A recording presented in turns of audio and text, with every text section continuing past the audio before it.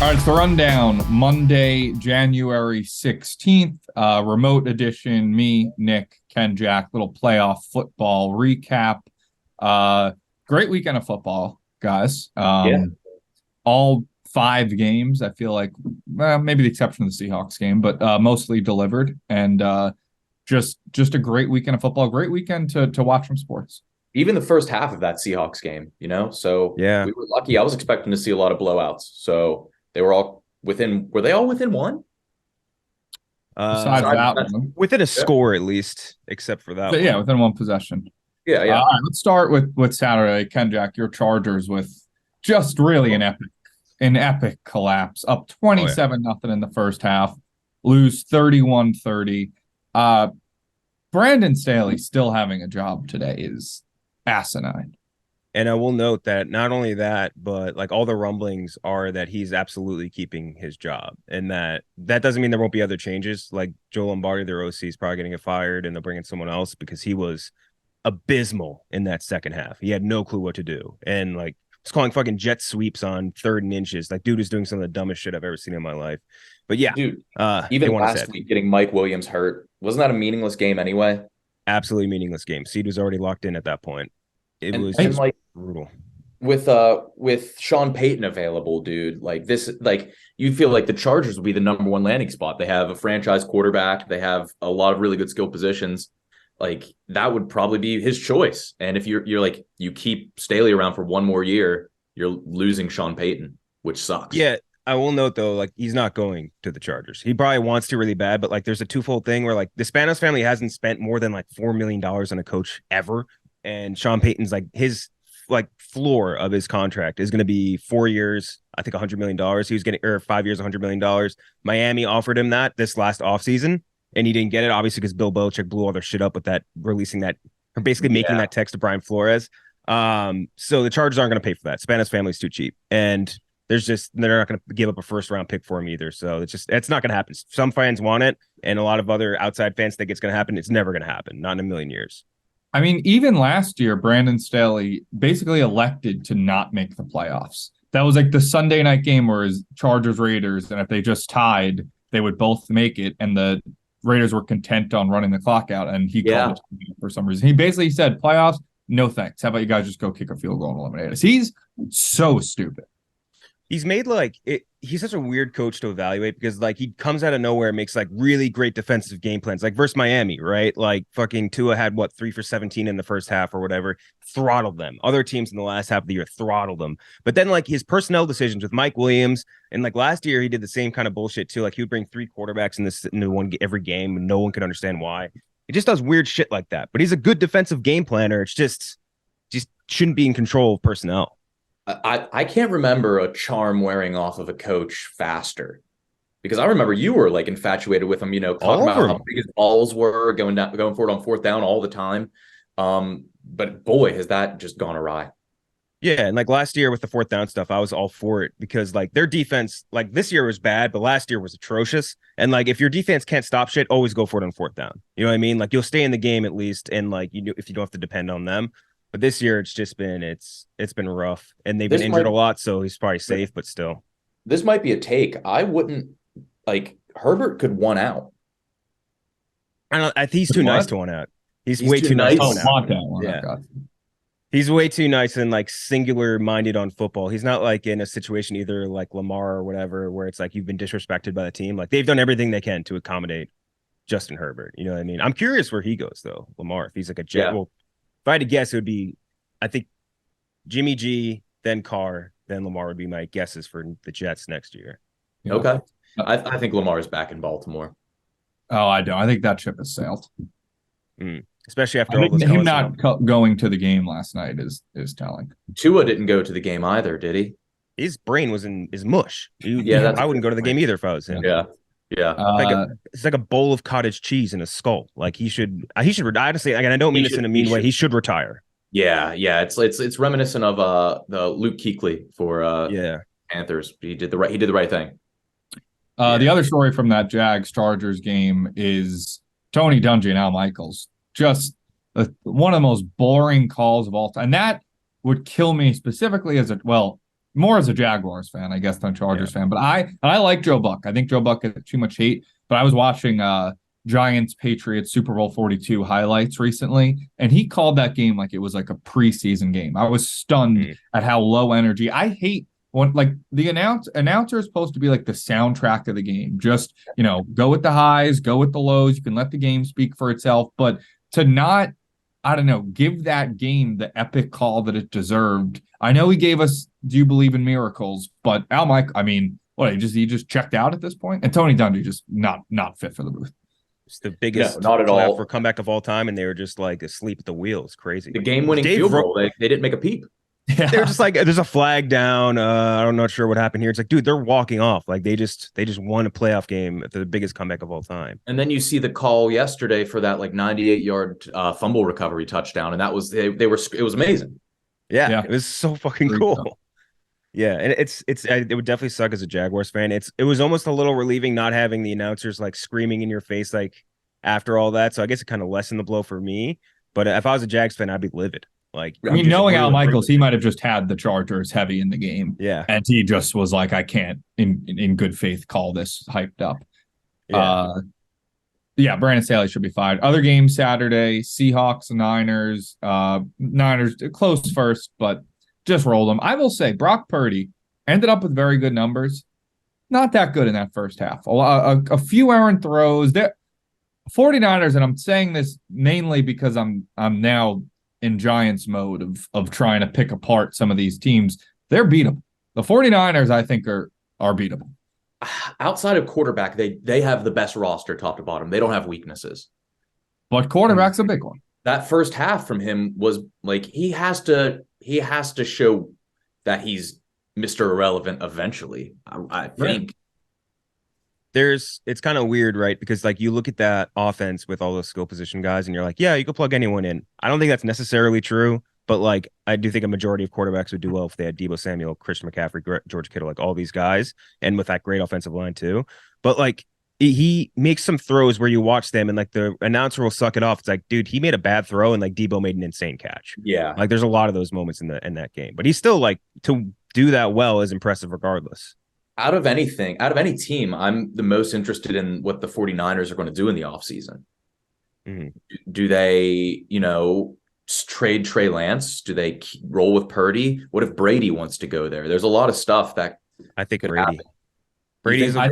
He grew up a 49ers fan, didn't he? He did, yeah. But then what do you do? What if the Bucks or like do you get rid of Purdy? Do you get rid of Lance? I just don't know. I mean, Lance I think it depends on how the Niners season ends. Like if they win the Super Bowl, you just got to keep Brock. Although I guess the Eagles kicked Nick Foles out of town after. But you would think winning a Super Bowl would be enough to get you the starting job next year. But if they lose like next week or in the NFC Championship and it seems like it's because Purdy didn't do enough, then that becomes a way bigger decision. Mm-hmm. Yeah, I think Lance is out of there. No, like either this offseason or next or something. But I don't feel like his injury was pretty gruesome too, was it not? Yeah. He's still nasty. Really raw. Yeah. I don't know. It's just like one of those things where if you could get value for him and keep a like quote unquote proven product, like, or get extremely proven product in Tom Brady, like, wouldn't you do that over someone who you don't really know how they can do in the NFL? Yeah. No, you're right. It's going to be interesting. It's exciting. Yeah. Their defense is so good. I love Fred. Everybody's watching him play. I'm not completely sold yet. I agree. Although I can see like the Super Bowl pregame package on like Brock Purdy. He was the last pick in the draft, that like that type of shit. Sunday, first game, Bills beat the Dolphins. Way closer than anyone expected. Dolphins probably win the game, have a chance, really good chance to win the game if Mike McDaniel just knows about the play clock. That there were, the most costly delay of game penalty I could remember at the end, but it was like 10 times. One of my pillars of head coaching, we're discussing this on stream yesterday. We would never have a delay of game. Look at the fucking clock, you idiot, and call that. To me, it is the most inexcusable penalty. Get the play in, and it wasn't necessarily Skylar Thompson's fault. Definitely not the last one, but like get the play in, get everybody in motion, call it. Like look at the fucking like that. To me, is totally inexcusable. Sorry. McDaniel's really bad. I don't. He was like 0 for 7 on challenges this year, or maybe 1 for 6. That's stuff you can't really fuck up. Like you have the booth upstairs. Maybe I'm just ignorant. I don't know how you fuck that up either. Yeah. What's worse, I hate watching a delay of game where it's like the delay of game comes while they're calling a motion. Like wide receiver starts moving, like, hey, in the huddle, just be like, hey, no motion, really quick, and then just snap the ball, get the time off. McDaniel's ripping a vape was also kind of funny too. That was cool. Yeah, he probably had a really strong buzz. I liked him a lot. I think he's a good coach. Me too. I think the fact that, that they were in that game, although it wasn't really because of like an offensive game plan, they were in it kind of because of dumb luck. Josh Allen looked kind of bad. Dude, Josh Allen sometimes looks kind of bad. All the AFC quarterbacks didn't do really well. Like Allen, 58% completion rating or percentage, like 2 interceptions, fumble 6. Burrow barely had 200 yards. Herbert obviously didn't have a great completion percentage either. Like none of them looked really on versus mostly, except the exception of Lawrence, shitty quarterbacks. Yeah, like, dude, I know everybody lumps Allen with Mahomes and Burrow was a up there as well. I don't believe it anymore. I think Mahomes is in a league of his own. Oh yeah, he's one of one. Yeah, for sure. But then the next two were there. What was I going to say? Oh, the Bills. Skylar Thompson drops back way too far in the pocket. That was my analysis watching him. I felt like he took. It was like he was like 15 yards behind the line of scrimmage bro, take a 3-step drop or whatever. Like, don't go that far back. Or Skylar Thompson. Yeah, I'm not going to critique a third string like cusp roster, fringe roster kind of guy. Like, oh, I will. Yeah, I know. But I'm hard on these guys. I just want the best out of them. You want the best. You'd be a good coach, man. I would. I had my pillar. I tweet out my pillars of. I would be a real West Coast offense. Just dink and dunk. We never take downfield shots. We never take the ball out of the end zone on a kickoff return. We cheat a little. We try to get away with like holding, pass interference. Hope they don't call it. Never rush the punter. I have a lot of strategies that I would you be a players coach though, like McDaniel or Tomlin even, like, would you be friends with your players? Yeah, I mean, there's no way they'd respect me. They would have to like me. No, you would sacrifice the results on the field for them to be friends with you. Absolutely. It's like what is the main goal every year is to make 53 new friends. Yeah. And secondary is to win a Super Bowl. That would be my head coaching philosophy. Dude, you were bending over backwards to get Lawan to like you. Oh, yeah. I mean, you were ripping shots, pouring half on the ground. I was. Oh, that's a big move of mine. I was like, oh, yeah. Like, Taylor was buying me so many shots. I was just dumping them out on the ground after a while. I was like, I can't be. But TNT were dynamite. That's what people are calling us. Tommy, Nick, TNT? TNT were dynamite. Yeah. I like that. I mean, if it was a Tommy that wasn't you. Like, if it was a different Tommy, like, it would be really People cool. were chanting that at the bar at us. TNT. Oh, yeah. TNT. I kind of love that. Giants Vikings. What a win for the Giants. I am now fully in the Giants can win the Super Bowl. We didn't even talk about Frank the Tank being at that game and leaving shit. early. Yeah. Sorry, I meant to bring that up. All right. Sadly, I had to leave early. 6:00 flight. Game taking forever to go. But Skylar Thompson just might be the worst quarterback ever. In fact, his name is Skylar Ruff. Yeah, I mean, Frank the Tank, it's brutal planning. It didn't help that it was, I think, maybe the longest first half of all time. Brutal planning. I think that Frank the Tank, in his heart of hearts, truly was like, I have to leave the game right now or I'm going to cost the company like thousands of dollars. Yes, and he was just trying to be a good employee.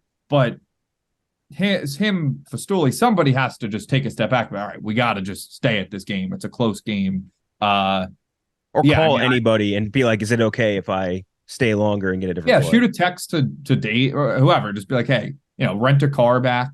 The two that could have been incredible content. The two of them on a 6-hour drive back. Would have loved that. I would have loved that for both of them. And Frank is a man with enemies, so they're looking for him to show weakness in his fandom, and then they'll pounce. Yeah. Mm-hmm. I don't think it came from Frank being like a fake fan. I think it came from Frank trying to be a model employee. Yeah, fair enough. He is the model Barstool employee. I think he's a model employee that maybe could have used a little more common sense in that situation to realize he probably could have stayed at the game. I did love the video sign off with what did he say? Like Mike McDaniel, you should rename him Dylan Ruff or whatever the fuck that guy's name is, the Mets dude. Like Skylar Thompson is now Skylar Ruff. Yeah, Skylar Ruff. That was it. Yeah. That was a great sign off by Frank. Yeah, I feel so bad for Darren Ruff. I was like looking him up recently. His Instagram, he's a good guy. Beautiful family, like 2 kids, wife. Like every day he just checks Twitter. All he sees is like probably his name trending because Frank the Tank is yelling about him for no. And I look, Darren Ruff, not that he was horrible at the Mets last year in like a couple months. Not that bad of career numbers. An OPS plus above 100, which means he's quite literally an above average hitter for his career, and he has just drawn the ire of Frank the Tank. Yeah. Mm-hmm. That's one. If I could draw anyone's ire, the last person would be Frank the Tank. You don't want him on your bad side at all. No, because he does not let things go, and he has the time to hate. Yeah, that's all he does. A big part of his job. Yeah. Frank's entire heart is filled to the brim with hate. It is overflowing with hatred at all times for everything that he loves, which is incredible. He knows how to turn hate into content. I don't know if he knows how to turn good things into content. Oh, positive Frank the Tank. Like, what is? I don't know that even entail. I feel like if the Mets win the World Series next year, right after the final out, he goes, "Well, no team's repeated in 23 years." Like he would immediately be like, "Next year we have no shot now." So there's exactly. Yeah. But yeah, Giants, Vikings, Daniel Jones looked amazing. Saquon, Brian Daboll. Daboll's the best. I know it's the Vikings. Yeah. But the offense was humming. I legitimately think they're going to go in Philadelphia and beat the Eagles. I think that they right now just have that feeling and they're rolling in a way where I think they are going to keep it close and win. But I don't like everybody being like, "Oh, shut up. Like it's the Vikings. The Vikings are frauds." Look, the Vikings won 13 games. And the Giants were expected to win, 6 games this year, and now they're in the divisional round of the playoffs. We're allowed to be excited over a playoff win. So you could tell from that. The game was close. You could tell from that first Giants drive they were winning that game. Oh, yeah. I got a little. That Slayton drop was almost like, okay, this might turn it around, but no, they look really, really good. I don't think I was alone here, but I was heavy betting on the Giants all week in like a million different ways because Vikings were a fraud team. I think the same thing about the Cowboys. I think the Cowboys are going to get not run out of the building, but they're definitely going to lose tonight. At the same time, watching them play, that Giants defense is just so good, and you could see just how much these dudes love Brian Daboll, and like just makes me pissed because the Chargers interviewed Daboll and decided to go with Staley, which makes me want to die. But I just love watching them. I like that team a lot. It's just like they're not underdogs because they've won 2 Super Bowls in our lifetime, but like still, like you like to root for them. This team is like this season. I mean, like their leading receiver has 700 yards this year. Yeah, Isaiah Hodgins was picked up on waivers in like November. Like Richie James is your number 2 wide receiver. Yeah, but it's one of those things where like they're in the game David underdog, Stills but is like on the roster. It's one of those things where like they are the in-game underdog, but at the same time, it's like the Giants have been team of destiny twice. It's like you almost expect them to at least do something in the playoffs at this point, even with like bad roster. I forgot how good that feeling is to have your team win a playoff game. It's been 11. Their last playoff win was the second Super Bowl over the Patriots. Like I forgot that feeling, and all I've done all weekend today, just like article porn, like going to different websites and reading how Brian Daboll assembled his staff, how Daniel Jones became a franchise quarterback. I just pour it in my eyes, feed me all the fluff pieces about the Giants I can handle. Yeah, and I know same thing. Like yours was in love, mine was in hatred. Looking at all the articles saying who's I fired avoid the internet after shit like that. I don't know how the Chargers are the Browns. Yes, but it's one of those things where like all the Chargers fans are like none of us were comfortable with that lead at all. We've seen this happen like a trillion times. So like all of us were just like, I don't know, it's not over. Like we were in the gambling cave. Jerry and Big Cat are like, thanks for coming out, Jags. And me and Doug's like, no, it's not over. And I'm like, Doug's is right. Like it is absolutely not over. This is the Chargers. They've blown like 15 leads at this size over the last like 10 years. So next week, Giants, Eagles. The Eagles obviously are more talented. They beat us twice, but I don't know what the home game against the Eagles, they just flat out killed us in every facet. But with third stringers, almost beat them on week 18. I know a lot of people keep saying it's hard to beat a team 3 times, and people are like, well, if you look at the data, that's not true. But I don't care. I think that when you have a rematch with a team, the better coach has a huge advantage. And Nick Sirianni's a very good coach too. But I think Brian Daboll and his staff, like look what happened. Lost to the Vikings, beat the Vikings, tied the Commanders, beat the Commanders, got blown out by the Eagles, almost beat the Eagles. Second Cowboys game, I think, was a little more competitive than the first Cowboys game. Like, I believe in them to make the necessary adjustments to come up with a game plan. It just reminds me of 2007, where fourth-year quarterback Eli Daniel Jones under fire, beat a weak division winner in the first round, and then they went to the Cowboys, who had beat them twice and won there. It feels very similar. Now, they could get, like, if the Giants lose by 17, I'll be like, oh, that makes sense. That probably makes sense that they lost by that much. But I really feel like they could win this game. You're in the ultimate position as a fan, though. Like, lose, we weren't even supposed to be here. Win, obnoxious. That buys you a year of being obnoxious. Yes, exactly. Yeah, I mean, everyone wants to be in. It's different. Like, my Yankee fandom and my Giant fandom are like, the Yankee fandom, I expect to win a World Series every year. And I don't care if they lose in Game 7 of the World Series. I'm going to be fucking pissed. The Giants is a little different, where the expectations just are. I mean, I definitely want to win the Super Bowl, but like, I was literally laughing to myself at the idea of, like, the Giants beating the Chiefs in the Super Bowl. That would be, I think my immediate reaction would be to laugh. Like, that would be objectively funny if the Giants beat the Chiefs in the Super Bowl this year. I think we'd all come together and be like, what was that? That was pretty funny. So I love, they're like right up there with the Yankees for me, but the expectation, especially this year, is just, it's not the same. They've been so bad for so long that this feels like anything they do now is icing on the cake. And I usually don't like having that mindset. I kind of think it's like a loser fan mindset, but given all the circumstances of the Giants this year, I think it's the right mindset to have. Correct me if I'm wrong, and I may be way off, but hasn't their record in the past 10 years or maybe 5 years been worse than the Browns? Yeah, the coming into this year, I believe they had the worst 5-year record of any team in football, it was them or the Jets. It was since the boat picture. Yeah, yeah. After that, it was just all downhill.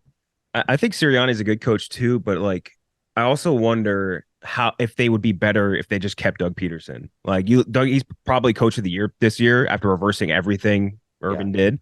And like, if he was in command of that roster, I'm wondering if they would be even better or more secure, at least. Like, I don't think you can complain. I just really like Doug Peterson a lot. Yeah, I do too. But I don't think you can really complain.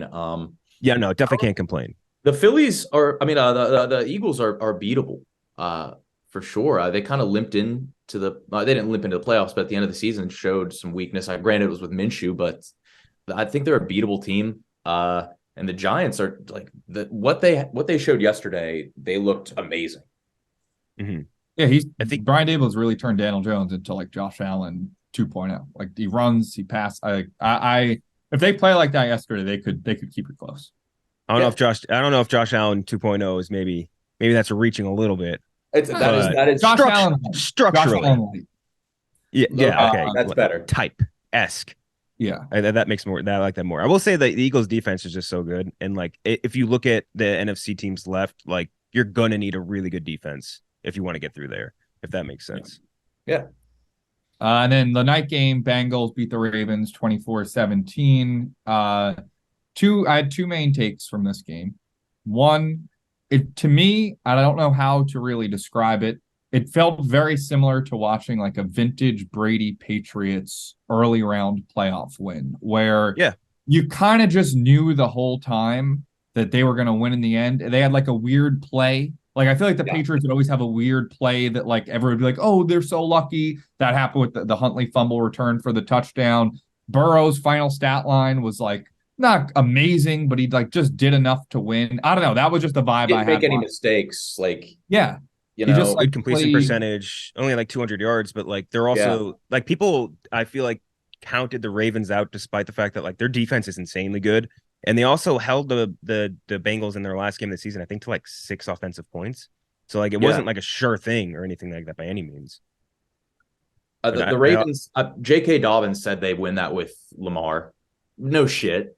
Yeah. I mean, you did it. Yeah. I mean, Lamar's a better quarterback and you lost by 1 possession. So I think that's the case. I mean, I said it earlier. I think Lamar is going to be back. Mm-hmm. I think he's going somewhere else, man.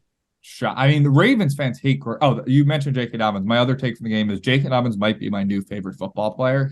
They lost, got eliminated from the playoffs. He went on Twitter retweeted 4 highlights of his touchdown and like a meme about him, and then went to reporters and was like, "Yeah, I need the ball more." Like that's exactly how I would handle a loss. Be like, "Hey guys, that one wasn't on me. Like, did you see that touchdown I had? Like that one wasn't on me." That was like the most relatable I feel like an athlete has ever I respected that move a lot. Yeah, cleanse the feed. Be like, yeah, tough playoff loss, but like I was pretty sick tonight. Yeah, I'm also clears the way. I would be shocked if he went to the Jets, but I feel like him on like one of those other teams. I feel like Derek Carr is going to the Jets.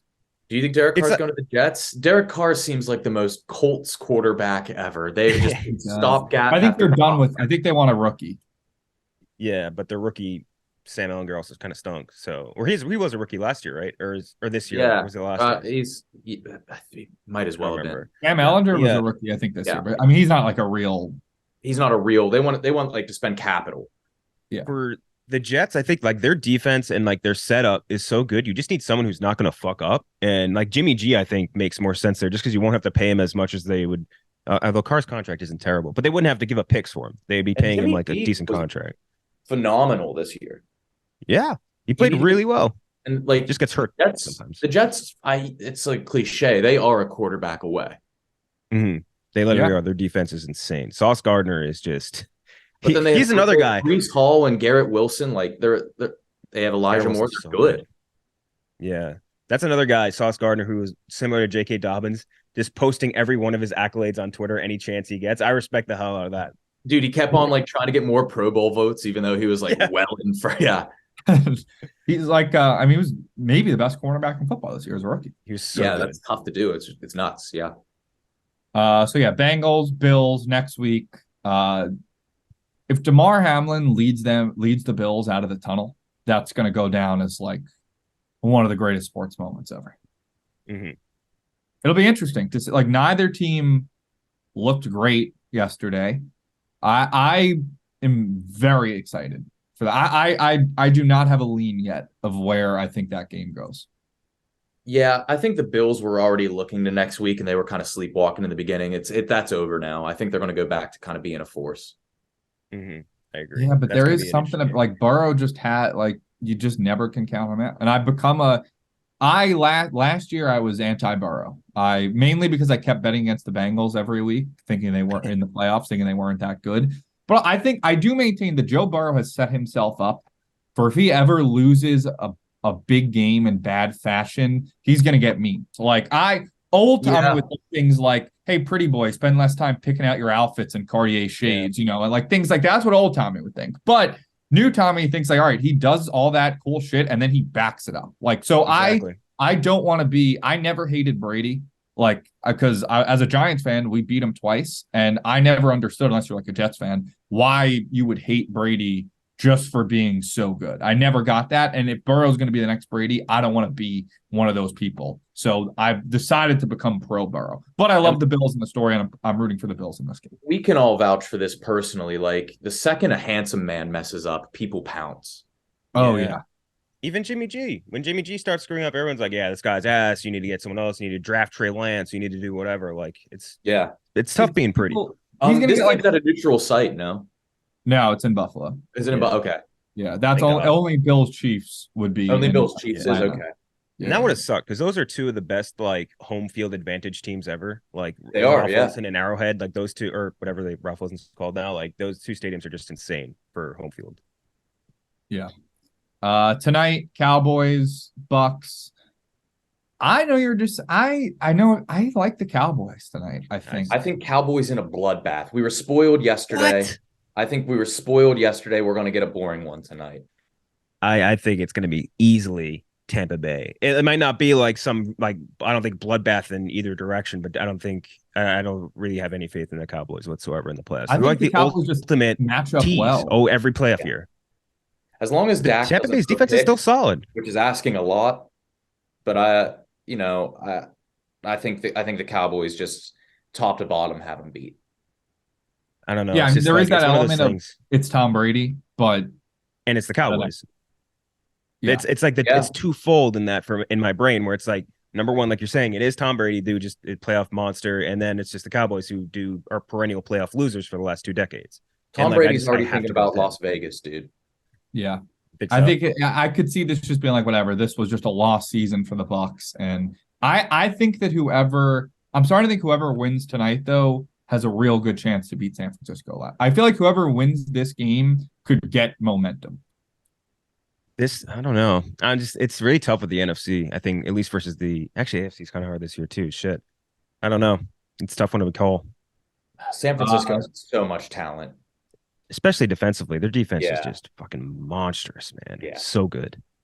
And then one other playoff or football story: Kliff Kingsbury got fired, bought a one-way ticket to Thailand, and told NFL teams he's not interested. Just there with his smoke show wife or girlfriend, whatever, looking fucking hot, and good for Kliff. That's like just so relatable. Hey, I made a bunch of money. I'm a hot dude with a hot girl. I'm gonna go to an expensive place and just chill. I respect the hell out of that. One-way ticket, getting your mind off of it. Nobody gives a fuck about football over there. It's going to be good for him.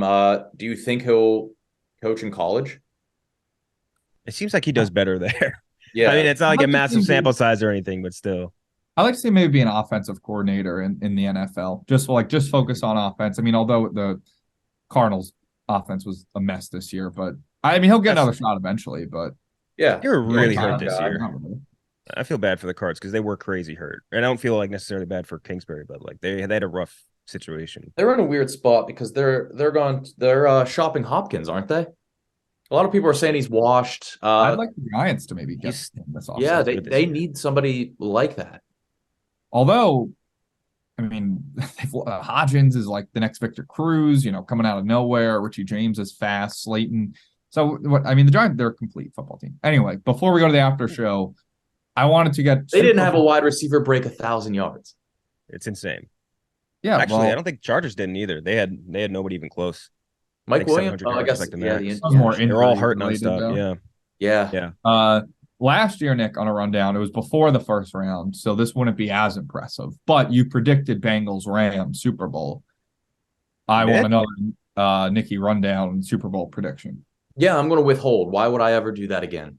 Fair. No, it's a fair point. Yeah. I learned from you, Tommy. My preseason pick and my pre-playoff pick, Bills-Niners. I thought originally it was going to be Trey Lance, but I'll stick with that. But my Giants pick is Giants beat the Chiefs.